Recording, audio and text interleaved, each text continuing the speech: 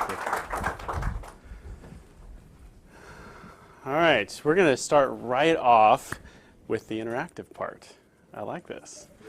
Okay, so when I count to 3, I want everybody to hold your breath as long as you can. Okay? Here's the rules, though. Nobody passing out. Nobody turning purple and passing out. Okay. So 1, 2, 3, go. Now imagine you are on the bottom of the ocean, stuck halfway in the mud. And you have to hold your breath. I'm dead. It's hard, right? You have to hold your breath on the bottom of the ocean. Now it is dark.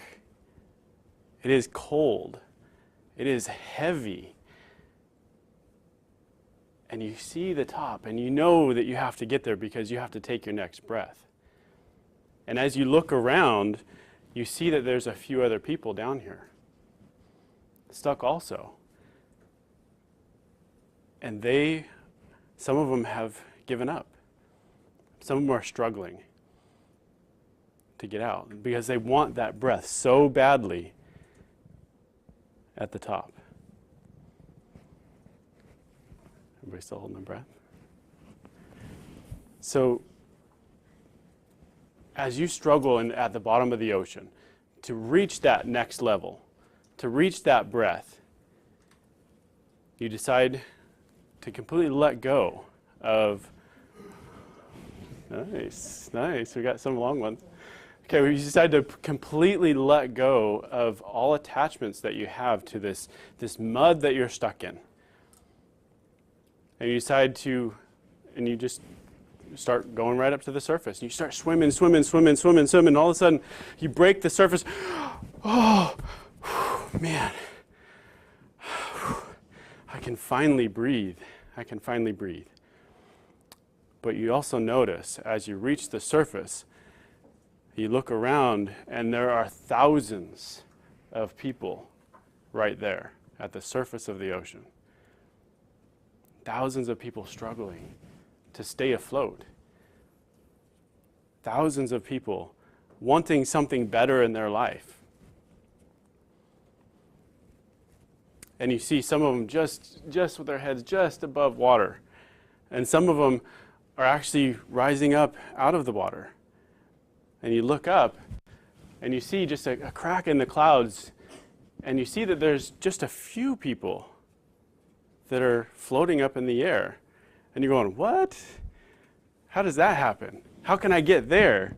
I want to be there. I don't want to be treading water. I don't want to be in this cold water. I want to be up there. And so you start planning and working and putting your effort into achieving that. And as you start rising up out of the water, you break through the clouds and you feel this warmth of the sun shining on you. If you've ever been on a cold day and the sun's been shining on your car for a long time, and you get in your car and it's all nice and toasty warm, that's what the sun feels like as you break the clouds. And you reach the top level and you feel this amazing peace and love and joy. Now this top level is not for everybody. It's for those that put the work in. It's for those that put effort into the process of moving forward and gaining something greater in their life. Now, when you reach this top level, you're also able to beckon for other people to join you. And you get the chance to pay it forward and show them how you completed your journey. This whole story that I just told you was actually a dream that I had of my life. This was my journey of how I showed up in life. For a while, I had to take a step back because I really didn't know. I found myself in the deepest, darkest moments of my life. This was quite a few years ago. I owned a business. I was your typical egotistical CEO. I showed up in a way I thought was kind, I thought was nice. The one mistake that I made was I viewed my employees as just employees and not people. That was the biggest mistake I made. Now, do you guys believe, of hands, who believes that business problems, most business problems, are personal problems? Raise your hands. Absolutely. Absolutely. Our personal life runs into our business and vice versa. So guess what happened? I'm sitting over here thinking I'm doing really good. My business is, taking off, but my employees are kind of leaving. Some of them are walking out. And I didn't know why. I didn't understand it. I said, this is a great company. This is awesome. Why are they leaving? And so I'd hire more people. And then they would leave. And I didn't understand that. So here's what happened, though. Because our business life and our personal life are so connected, guess what I started doing? I started treating my wife as an object. Big one, right? I started seeing her as just my wife and not someone that I'm passionately in love with. Did we have a disconnect because of that? Yes, absolutely. Guess how I started showing up with my kids? The same way. They didn't want to be around me because I was so stressed about my job, so stressed about my company. And guess what happened? I took that stress out on them when I got home. They would do something and I would be so full of emotion that they would do something that was just so annoying to me, but my wife was going, what are you doing? And sometimes we show up that way. Now, this also led to that deepest, darkest moment in my life, where I felt like I was under the water, stuck in mud. It led to almost a separation from my wife. It led to my business going under. But it also led to a deep depression. Everything was just caving in around me. And I didn't know why. I didn't realize how far down I had gotten. And so I tell this story because I remember one moment. I remember one moment where I had to make the decision. And we all have to make a decision in our life, which way we're going. This moment for me was I was sitting in my car asking the question, is my family better off without me? That's a deep question to ask. Because I was losing everything. I was like, why am I here? I didn't understand.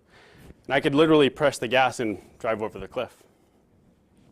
But there was a voice that said, keep going. You have something to share. And so I did. I turned around that day and I made that decision to keep going. The very next day, I met one of my mentors. And he started showing me this path on how to reach the top, how to see and understand and believe that I could do that I could have peace and love and joy and create amazing relationships, not only in business, but in my home. And he started showing me, painting me this picture over here of this time in my life where I could have all these things. I could have this peace and love and success, but it was a different definition of success than what I saw over here. This success here is an inner success. And guess what? When you are successful inward, you become successful outward. Your business starts going up. And unfortunately, the business that I had, I put too much damage into it, and we had to shut it down. But it was actually a blessing in disguise, because I had a chance to pursue my passion of helping people reach that top level, of understanding that they can be up there as well. Now, I remember a moment in my life. It was when I was 9 years old. I remember this top level experience. Who's had the best level experience in their life? Top level experience, raise your hand.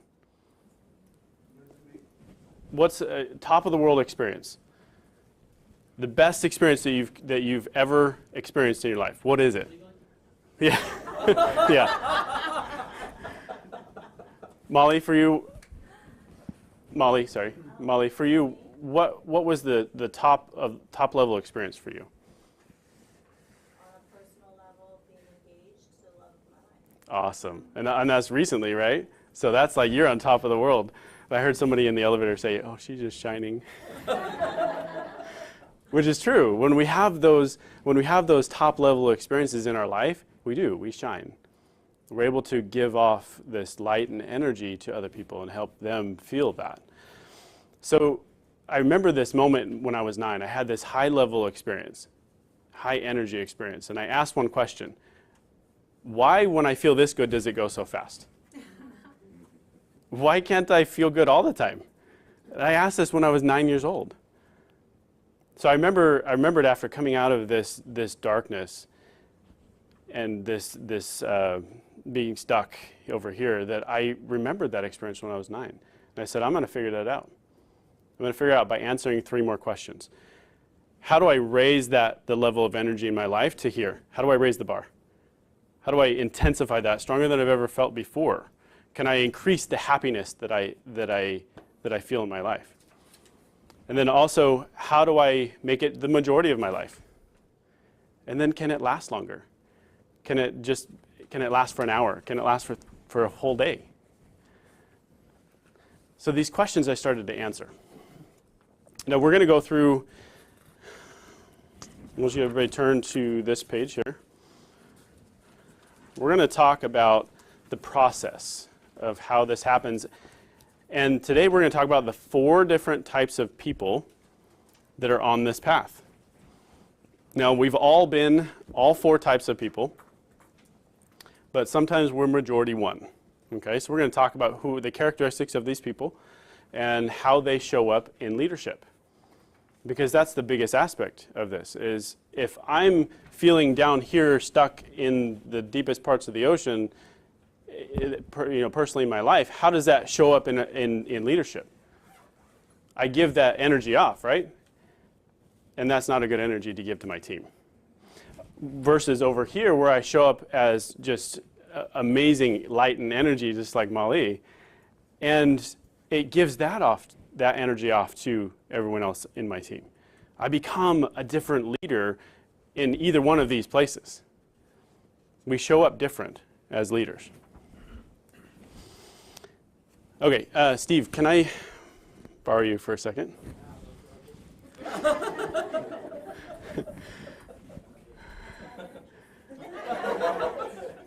Okay, Steve is going to represent something for us today. Probably take this off for the video. Okay, sounds great, thank you. So Steve is going to represent for us, and you guys can see on this paper, he's going to represent this little cart. Okay? Now, in this cart, we pile all of our emotion that we hold on to. Now, in traumatic events in our life, we have these traumatic childhood events or traumatic events anytime in our life, and we tie this emotion to it. And we create this kind of, I call it the boulder, right? And we throw the boulder in the cart. And Steve is holding all these boulders. We can pretend like there's tons of boulders over here. Okay, so Steve is holding all those. And who has been in that moment where you feel like you have a bombardment of holding a lot in your life, right? So you feel like you're holding on to a lot, either from childhood or from traumatic events in your life. And some people say the terms, I just feel strapped, or I feel chained down. Weight of the world on your shoulders, those kinds of terms. But what I found is that they're not straps or chains. They are actually bungees. Okay, so I'm gonna have you stand back right over here as far as you can. Okay, because this thing's kind of long. Okay, so this is. Be prepared, okay? Don't. This is bad for both of us if we let go. Bad for me too. You're kind of in the zone, so. Collateral damage for your emotions. All right, so our goal over here is to be the leader that we want to be, right? That's our goal, is to show up as this amazing leader. But sometimes because of our traumatic experiences and the emotion that we're tied to, we experience what we call the rubber band effect.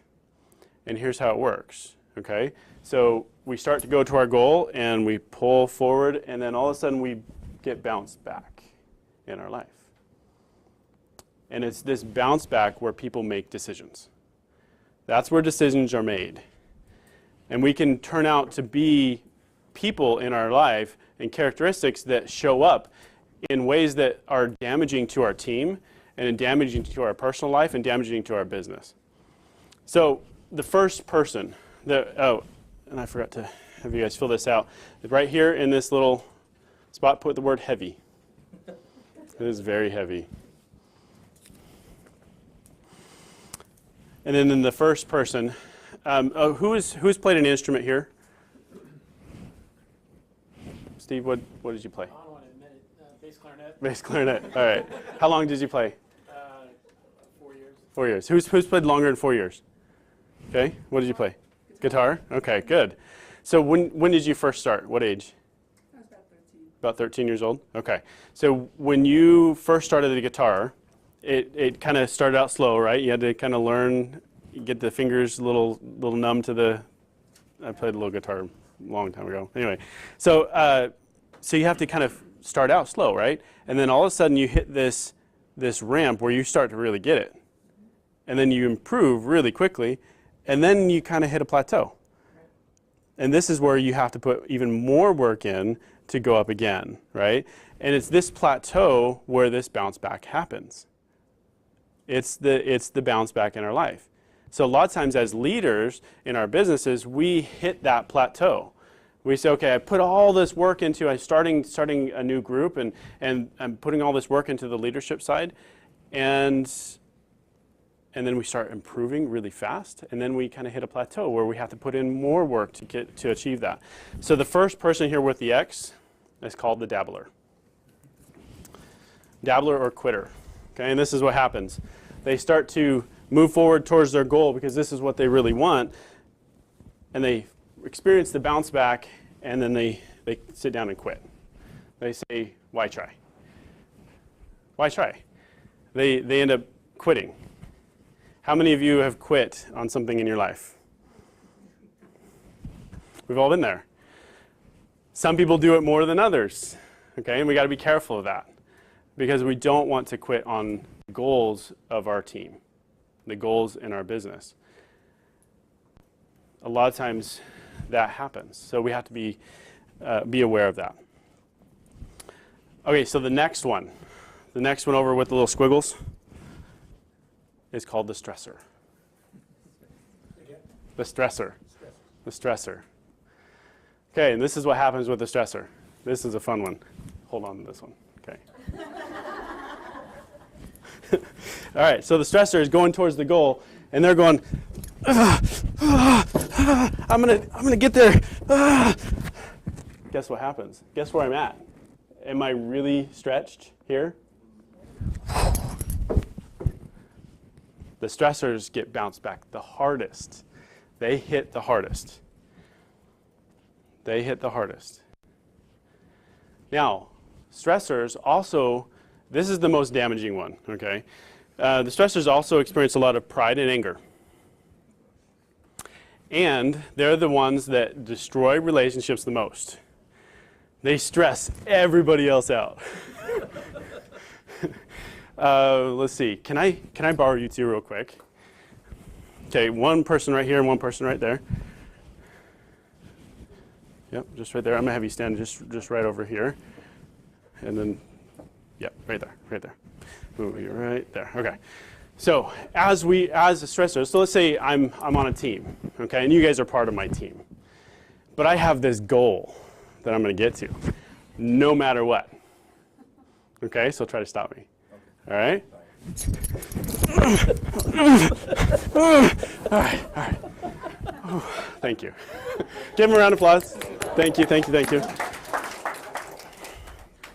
So I have this goal that I'm trying to get to that's my goal. I have to reach that as a stressor. Guess what happens to relationships? Was that fun? For me, It could have hurt a little bit, right? I could have, given a little jab. we could have taken Yeah, I know. But I'm going to reach that goal no matter what, right? So what we do is we push away relationships. We push away our team as leaders when we're the stressor. When we stress about the little things in our to reach our goals. The next guy is called the idler. Idler. Okay, the idler does this. The idler comes out and they say, you know what? And here's a good example. Who's been on a diet before? Right? So I used to own a nutrition company, so this is kind of a fun one. The idler does this. Okay, I'm going to wake up this morning. I'm going to eat good. Right? I'm going to exercise today. And we take a step forward towards our goal. But because we have this bounce back effect, and we have all these traumatic experiences and emotion that we're holding on to, what do we do for dinner? Yeah, exactly, right? I had a hard day. I'm going to eat something I like. And we take a step back. Next day, all right, I'm going to recommit. I'm going to recommit to eating good today. And we take a step forward. What do we do for dinner? Take a step back. Now let's apply this to leadership. So it works the same way. Let's say, okay, I have this goal that I want to achieve. I'm going to take a step towards the goal. Boy, man, I showed up as a stressor today. Things just didn't go right. Take a step back. All right, today, here we go. But what happens is we just move back and forth, right? Have you ever heard the term or the phrase that you can never be stagnant? You always have to be moving forward or backwards, which is true, but I found a way that you can be stagnant but still move, which is this right here. It's just moving back and forth. You're never really getting to your goal or never really going backwards. You're just kind of stuck. That's the people right at the surface of the ocean. That's the thousands of people. Guess how many people reach it to the top? 2 out of every 100. 2% reach it to the top. I guarantee you, each one of you in this room is part of that 2%. Otherwise, you wouldn't be here. Powerful. All right, down here at the bottom, we have some phrases. Can anyone guess the word? Here's the phrases. I will be successful. Almost. I will happy. Yes, very close. I will be happy, and all of them are happy. So I will be happy when, I won't be happy if, and I am not happy because. Here's how they apply. The dabbler is, I am not happy because. They focus on more of the negative in life. The stressor is both, I will be happy when, because they're focused on this goal and they have to reach it, they have to get it. And they're also, I won't be happy if. So they're kind of looking forward and back. The idler, same one as I'll be happy when I lose the weight, when I do this. But how can we be happy now?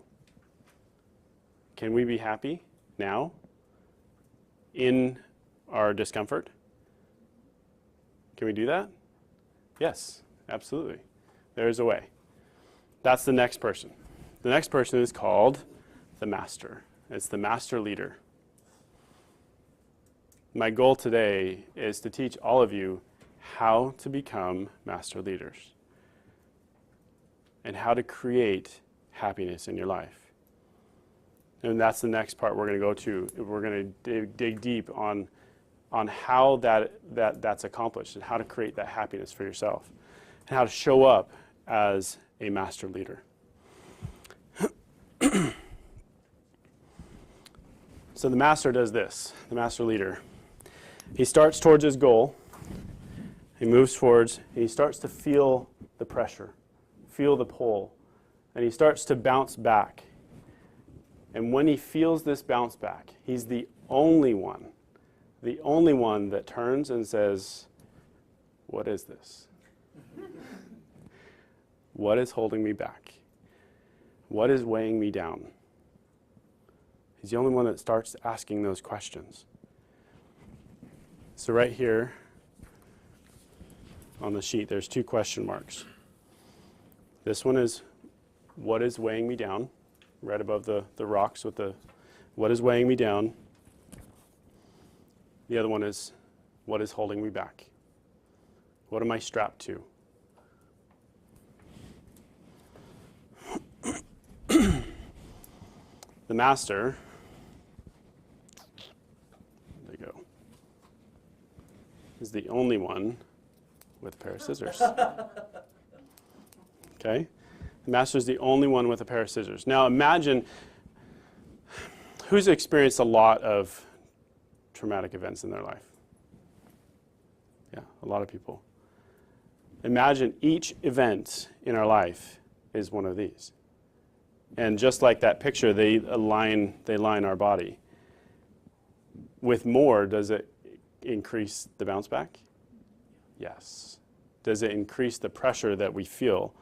It also increases our ability to reach our goal, or decreases our ability to reach our goal. So the master does this. When we feel the bounce back, we get bounced back, he takes a pair of scissors. What is this? Do I really need this? Can I let this go? You know, great song right now that's out. My children sing it, Let It Go. They cut it, okay? They cut the rope. And what would happen if I cut, let's say I have 10. What would happen if I cut 5? How can I get to my goal faster? Will I still experience the bounce back? Yes. Can I get there faster though? Yes, absolutely. I can achieve my goal faster. What would happen if I let go of all of it? How fast could I get to my goal?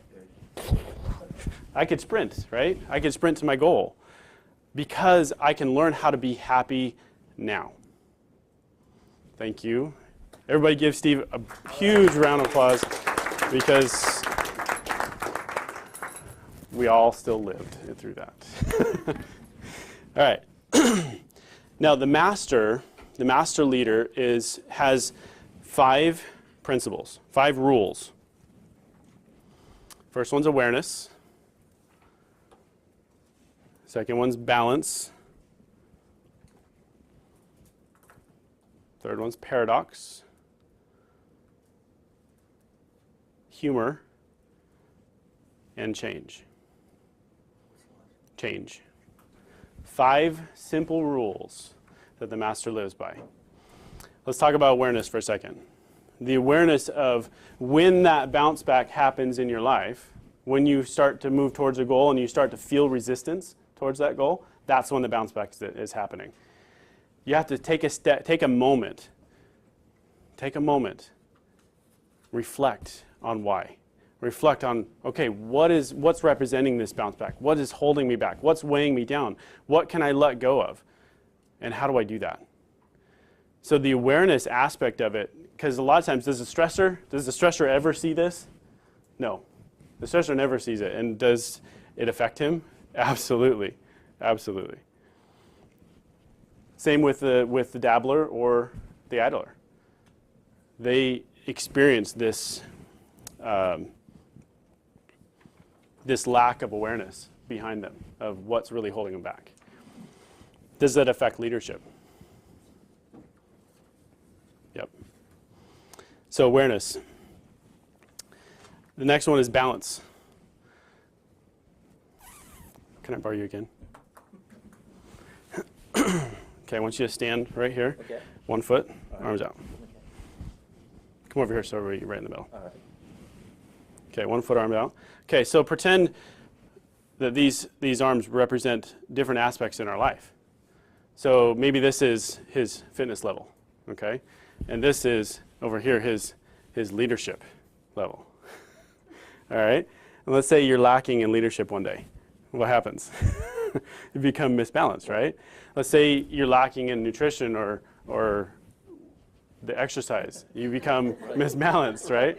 And pretend we have 9 different arms around us, because we have all these areas in our life where we have to balance. Thank you very much. Give another round of applause. Thank you. So we have to balance these main 9 areas. It's mental, spiritual, physical, emotional, money, time, relationships, and home. Those 9 areas in our life that are crucial to balance. And also take a look at how we can raise the bar. How we can say, I want to be better, raise the bar in all those 9 areas. I want to feel happiness in all those 9 areas. Now I created a, yes? Yep. Mental, emotional, spiritual, physical, relationships, money, home, work, and time. Those 9 areas. Now I created an assessment called the emotional compass. Now we're not going to go through this one today because it takes a long time to go through. Well, not a long time, but it's more time than we have here. And it actually helps you balance 16 different areas of your life. 7 that are completely personal to you, and 9 that everybody has to deal with. So balancing all those areas gives us a score of exactly where we're at in our life. It gives us an average of, okay, I'm right here emotionally in my life. How do I get here? How do I increase that? But it also tells you what motivates you to move forward, and it also tells you what is holding you back. So it gives you a blueprint of where to start first. Because a lot of times it's kind of overwhelming, huh? Isn't it overwhelming to say, well, where do I start? I mean, I feel so many things in my life that are holding me back. Where do I start? So paradox, next one. Paradox is fun because paradox, for me, it constitutes the duality of life.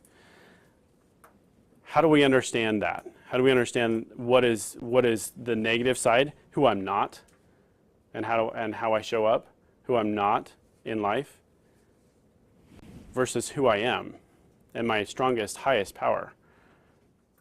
How I show up as a true leader. What's my passion? What's my purpose? And we have to create this duality of who I'm not and who I am. And so that's paradox. Humor. Humor is a lot of fun, right? Everybody loves to laugh. I remember a moment in my life where I was doing service, and I've always been a really strong guy, and we were helping clean up branches after an ice storm. And so I was carrying the big ones, right? I was showing off a little bit. And we were almost done, and I had this little teeny thing, right? And I was carrying it over to the pile. And they had just knocked down this big, huge branch off the roof of this house. And guess what I did? I dropped the little branch to go pick up the big one. Why? Because I wanted to show off. I wanted to express my ego. Guess what happened? No, it was. Thank goodness, no. But it was about that bad. So I jumped over this flower bed, and this branch that had fallen down had knocked one of the outliners for the flower bed off, and I stepped over and I sprained my ankle. Found myself on my back on the floor. Now that morning, I had been studying about humility. Ironic, right? And I couldn't do anything else but laugh. I was in stitches just laughing about that experience. On the ground, my ankle's hurting, but I was laughing at myself because I learned something in that moment. I was taught humility. I was taught how to be a good leader in that moment as one of the principles. But can't we do that in our life? Is find humor in our mistakes. Find humor in our weaknesses. Because we're learning something. We're learning something in all of it. Every experience in your life is for your good. Every experience, whether it's bad or good. It's all there for you to learn. And if we ask that one question, what do I need to learn from this experience? Then we can start to move toward where we want to go, toward that peace and happiness in our life. And it starts to identify, when we ask that question, it starts also to identify all these things that are holding us back. The last one is change. Change is a big one. Change for us is the only constant in life. It's the only constant that we experience that every single day. So how many times have you done this? You experience this goal, or you want this goal, but you also want to, does your plan ever work 100% of the time? Who has a plan that's worked 100% of the time? Never, right? Ever does it work 100%. Exactly the way you planned it. It's always changed. It's always different. Always. Okay, so those are the 4 types of people that we can become on our journey to leadership, on our journey to becoming the master leader. So let's move on. I want to talk about the tools. Now this is super interactive. Let me give you a little background on this first. This is called the emotional fingerprint. This is the foundation for every decision that you've ever made in your life. Crazy, right? We're going to prove it. So this was created by a dear friend of mine named Woody Woodward. He is an amazing thought leader. He's an industry leader. And this program has been presented to the NFL. It's been presented to the NHL. It's been presented to NBC. It's been presented to the United Nations as part of their reaching their millennial goals. So you get to experience what a lot of people have gone through of how to direct life. The emotional fingerprint is going to show you exactly how to be happy now. How to achieve that in your life. So even with all of this that you're attached to, let's say you haven't let it go yet, do you think you can be happy now? Absolutely. It's not to say that other emotions don't come in as well, like anger and frustration and sadness. Those are important as well. But we feel them, we feel those 100%, and then we let it go. Don't hold on to it. So that's going to help. This is going to help you today to be able to do that, to be able to understand why. So let's jump into it. This is covering, go ahead and flip the page over right here. This is covering the law of importance. It's what is important to you. That's why it's called the emotional fingerprint, because this is different for every person. Now let me give you a little background on this, on what we're going to accomplish here. Now the emotional fingerprint is, well, a lot of people get this word important mixed up. And they say, well, I am more important than someone else, right? And they think of it as an egotistical term. But we're going to change that a little bit today. We're going to use it not as being selfish or selfish. We're going to turn it to be self-aware. We're going to how to be self-aware. So we're going to use that word importance that way today. Now, how many of you have ever wondered why you like certain people and why other people just rub you the wrong way. So we're going to learn that as well. Or why you fall in love with someone versus other people. Why you have best friends versus other people. Why you've chosen the profession that you've chosen versus others that are out there.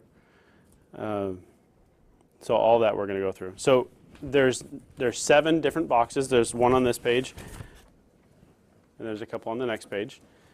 What I want you to do is ask one question to yourself as you go through this. We're going to choose one out of each box. Ask yourself this question. I feel important when I am, and then choose one. Be as intuitive as possible, and you're going to experience something. You're going to experience going, man, there's 2 there that are so close. They're so close together. Ask this question. Which one can I not do without? Okay, and that's how you make the choice. And then you're going to experience this as well. This is really important to me, but maybe not something that makes me feel important. That's a big difference. So work or religion or spirituality may be important to you, but may not be something that makes you feel important. We're looking for that top feeling. Okay? So we're going to take 5 minutes. And I want you to go through that and pick one out of each category. And then on the 3rd page, it gives you 7 different areas. You can write them down, list them out. Okay? So as you pick them out, go ahead and list them on the 3rd page. Ready, go. Dr. John Dewey said it the best. He said, the deepest urge in human nature is the desire to feel important. With this tool today, we're also going to show you how to end any disagreement with one question. Okay, let's start going through. There's 3 main truth principles that I want to share with you today that deal with this. But before I share them, I want to prove them to you. So I want you all to think of the top of the world experience in your life. Everybody get that in their head. What's the best experience that you've been through? And I want one person to share what theirs is. Go ahead. I had this a couple times. I got to speak. It's usually some kind of public speaking thing, but I got to speak at my Unity of Gaithersburg last week, and also perform the last song that I wrote. And I felt like it inspired people, and I was definitely clear, like this is what I was on the planet for, right there. Oh, awesome. Awesome. Okay, so going through, what's your 7 different parts of your emotional fingerprint? Connected to God's spirit and universe, overcoming my challenges, working, being creative, achieving my life's purpose, performing, and accepting. Okay, so how many of those we're going to go through 2 terms, okay? One term is validated and the other term is offended. Okay, so if we're validated in this by these different things, we're going to say, yes, that applied to this event. Okay, and the other part is offended, and maybe it didn't apply or got offended because of this event. Okay, so how many were validated in that moment? I would say all of them except working. It didn't really so much feel Okay, like working. so Everything 6 else out of was 7? really, overcoming a challenge. I didn't finish the song until 8:30 in the morning as a talk. Being creative, achieving my life's purpose, performing, and feeling accepted. Okay, good. Okay, one more person share their top of the world experience. Steve? Birth of our daughter. Okay, so again, what's your emotional fingerprint? Connected to God's spirit and universe, providing, achieving my life's purpose, being a friend, being a good parent, connected to family, and serving. Okay, so how many were validated in that moment for you? I guess all of them. All of them, so all 7. So here's the first principle. When 2 or more of your emotional fingerprint are validated, your mood goes up. It starts to improve. All 7 are validated, constituting the top of the world experiences for you. It says, okay, this is a top experience because I'm feeling really important right now. Okay, so let's flip-flop it. Nobody share, okay, but I want you to think of the worst experience in your life. I want somebody to share just how many were offended in that moment.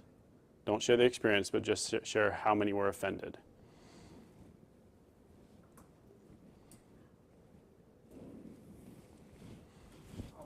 All 7. Anybody else? All 7? Same thing. So here's principle 2. When 2 or more of your emotional fingerprint are offended, your mood goes down.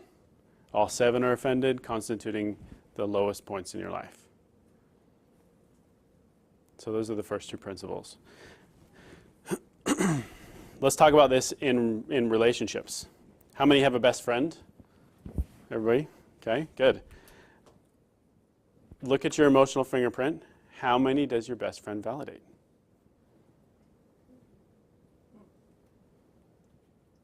Somebody share.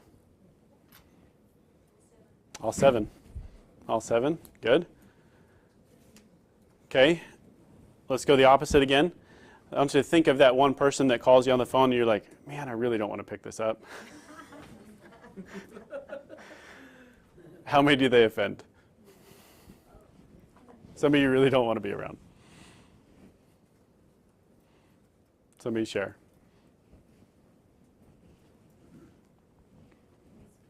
At least 4. Okay, and sometimes it's, it doesn't have to be all 7. It can be some are okay and some are offended, and maybe that person's like, I'll talk to him, but not every time, kind of a thing. So that's how we can do that. Okay, or some are neutral. Let's talk about our personal spousal relationship. When you got married, if you're married, or if you've been in a really good relationship, when you first met that person, how did you feel? How many were validated in that moment? All 7. Anybody else? All 7. Okay. So let's think about those times. I'm sure I'm the only one that ever fights with my wife, right? Think about those times where you butt heads. How many are offended in that moment?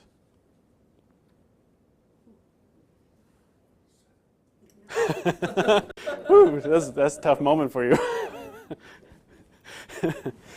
So, moving on to principle 3. Subconsciously or consciously, you will do anything within your belief system to defend or support your emotional fingerprint. You will defend if someone else offends you. That's what creates arguments in any relationship. Doesn't matter if it's in a leadership group, doesn't matter if it's in a spouse relationship. You will butt heads and defend your emotional fingerprint. Defend or support. So here's this one question. Now, if both of you know your emotional fingerprint, here's one question that can end any disagreement. Which one of your emotional fingerprint have I offended and why? Because a lot of times we do it not on purpose, right? We don't want to hurt people on purpose. But sometimes we do it just because that's how we show up.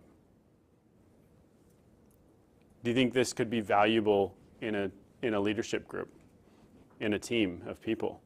Knowing your emotional fingerprint, do you think if someone shows up as a power personality and then someone over here is very reserved, do you think they're going to clash? Automatically, right? Someone's really good with presenting or someone's really good with details. They're gonna automatically butt heads. But if they know each other's emotional fingerprint, they can also know how to relate to each other.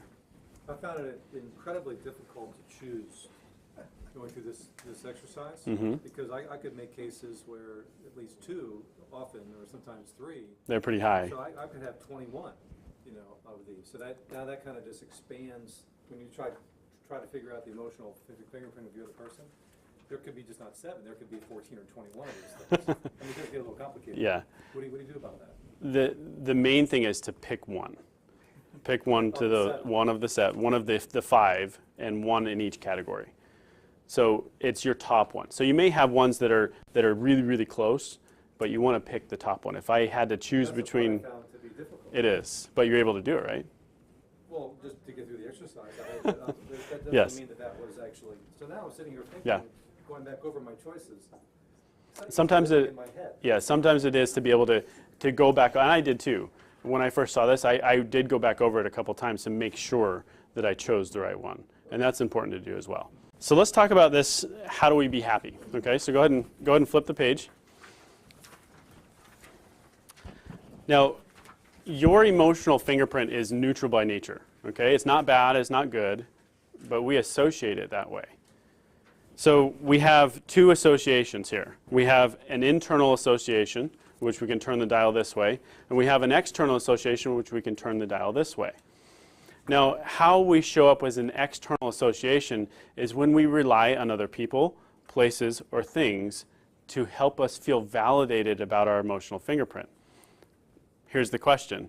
Can we ever rely on someone, something else, or someplace else 100% of the time to help us feel validated? Nope. So that it is a damaging thing when you rely on someone else for that validation. And how many times have you heard this, like on TV, or you should have known that I needed flowers today. You should have known I needed something, right? You should have known I wasn't feeling good. And so a lot of times we rely on other people to feel validated. So it can be very damaging. On the other side is the internal, is that we rely on ourselves, by ourselves, for ourselves to feel happy, to feel validated in our emotional fingerprint. So we create these moments in our life by all these 7 different categories, these seven aspects of your emotional fingerprint. So let's talk about, yeah. You have something to say about whether we're this type, external or internally validated, and what's close to the source of that? What's close to this? Whether someone can move the dial, if you will. You can absolutely move the dial. And I'm going to show you how to do it on purpose. And that's the main key. Is it's called a reassociation. Now, we do subconscious reassociations all the time. Let's say, for example, you hear a noise, you're in bed, you hear a noise downstairs. What happens? Your heart starts beating, you start getting scared, you're saying, honey, wake up, go get the gun, go get the, yeah. You go down, no, you go back and forth. So, but your anxiety level goes through the roof. Now you hear the noise again, and you get up and you look out the window and you notice that it's just a dog tipping over the trash can. Immediately, the anxiety comes back down, the heart rate goes down, and you're able to go back to sleep because you associated what that noise was. So here's this noise. I thought it was this, raised my anxiety level, and now I realize it's this, but it was still the same noise, right? Okay, so that's a subconscious reassociation. Now we can create a conscious reassociation. So times in our life where some things are offending us and we say, okay, I'm feeling not so good right now. We look at our emotional fingerprint, okay, what's offended right now, this and this and this. How do I specifically take those things and reassociate the experience? So here's the question. What's one thing that you know you should be doing in life but you don't? Maybe don't like to do. Paying attention. Okay, what else? Follow the speed limit. Follow the speed limit. Okay, I like that one. So something you know you should be doing, but you don't. No. So how do we reassociate your emotional fingerprint to follow the speed limit, to make sure that that is part of your daily routine? Because you know that's, how damaging is that if you go way over the speed limit? Could be financially and physically. Yeah, absolutely. So we can take a look at each one of those. Let's look at your emotional fingerprint. Let's look. Wait, don't you drive a Chevy Bolt, Edward? Actually, it has tremendous torque. It's my wife's car. My Volvo has 305 horsepower. So Nice. So what's your emotional fingerprint there? Connected to God universe, providing, relying on knowledge, receiving recognition, solving problems, performing, and winning. Okay, so That's that last one. I see the winning one right there. That's the speeding one right there. Okay, so the winning side. How can we take that? How can you still win at going the speed limit? I got to be talking to somebody on the cell phone and being distracted. That's the only way I can just drive normally. Or you could reassociate it as, hey, I'm being safe. And my wife says this too, all these metal boxes that are out here on the road, there's squishy things on the inside. There's people in there. So you could reassociate it as that too, as saying, I can win by following the speed limit so I can keep other people safe. I have to imagine God is in the car in front of me. There you go. That's the only There you go. So let's talk about another one. Let's talk about fitness again, or weight loss. How many like to exercise? I do too. I like to exercise, but a lot of people, they know they should do it, but they don't, right? Let's use Lowell. What's your emotional fingerprint? What's my question? Trusted, in the moment, receiving praise, healthy, achieve life's purpose, reaching goals, and serving. Okay, so think about exercise, and think of all the stuff you don't like about exercise. Now I want you to think about that exercise, and I want you to think about each one of your emotional fingerprint there. What's the first one? Trusted. How can you feel more trusted by exercising? What would that give you? I would feel more internally trustworthy. Okay. Did what I said. Okay, good. Okay, that's excellent. Okay, next one. What's the next thing? In the moment. In the moment. How can you be in the moment exercising? Well, just when I realize exercise is possible, I can take action and do it then. Yeah. Yep. Give me one more. Well, healthy is a no-brainer. Okay, so that's an easy one, right? That's automatically. So you see how this works, though? You see how we can consciously reassociate some of the things in our life to be able to say, I can live at a top of the world. You can create exercise to be a top of the world experience for you. You can be on top of the world. Isn't that cool? So you're leading me down this path, but then in real life, when I get to it, I want to be, nah. But does it take work, right? To get up to the top, it takes work. So we have to say, okay, this is how I'm going to reassociate, and we have to remind ourselves. Yeah. The other thing, I'm all about being mindful, and it's like really, if I am present and mindful to these qualities, you're right. Yep. I would be Yep. that little thing in myself. Yeah. Okay, really quick. I know we got a couple minutes. Okay, really quick. I want you to team up with one other person, and I want you to do this. Okay, I want you to turn and... Are you okay with this? We have to share your... Can you pick someone that you can share it with? Someone that you really trust? Because I'm going to show you how to feel really good. If you don't feel comfortable, you don't have to do it.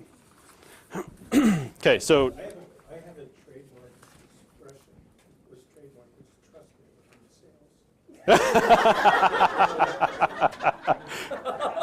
sales. I like it.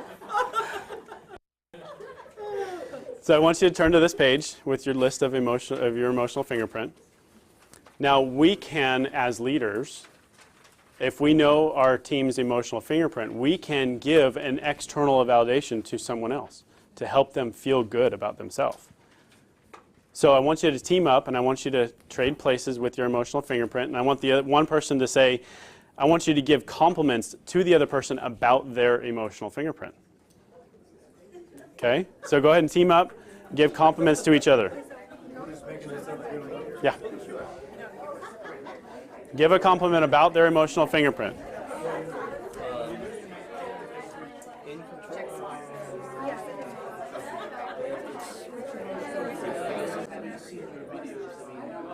Okay, go ahead and wrap up that side of the compliments and go ahead and switch.